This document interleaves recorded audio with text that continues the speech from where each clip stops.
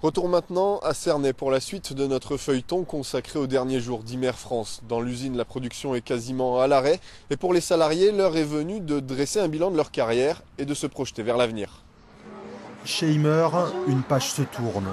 Tout le monde sait que demain, ce sera sans doute le dernier jour dans l'entreprise. La priorité maintenant pour les salariés serait insérer au plus vite. Les entretiens de compétences servent à ça. Ce carnet de compétences va vous permettre de lancer un travail personnel, de faire le point sur votre parcours professionnel. Il y a beaucoup d'entreprises qui ferment actuellement. Donc pour la recherche d'un emploi, c'est très difficile.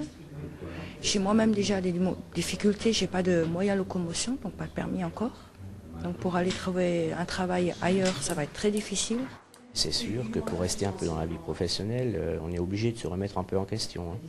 Et puis de faire des formations par le biais de formations, par le biais de VAE, pour rester un peu, je dirais, en phase avec le monde professionnel. Dans les ateliers, si les salariés viennent pointer comme si de rien n'était, on ne travaille plus. Les derniers camping-cars sont inachevés, faute de temps et de pièces, alors on s'occupe comme on peut. On range ses outils, on ressasse les souvenirs en envisageant l'avenir. Ce couple a par exemple décidé de prendre une retraite anticipée. C'est un commencement, oui.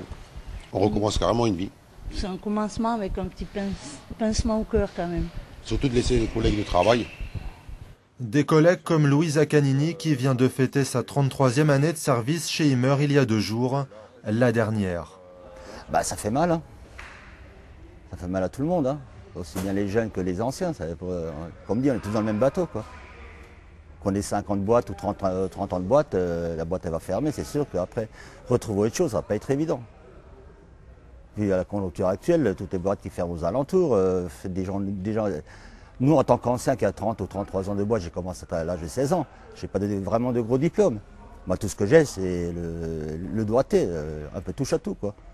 Et il y en a d'autres qui ont peut-être des bacs ou des brevets ou des CAP, quoi. Ceux-là, je ne sais pas s'ils trouveront du travail. De toute façon, de nos jours, trouver du travail, je ne sais pas. En Alsace, pour l'instant, c'est mort. Voilà, et pour Louis et ses camarades, l'histoire s'achèvera demain. Une fin cruelle que nous vous inviterons à vivre à leur côté. Mais pour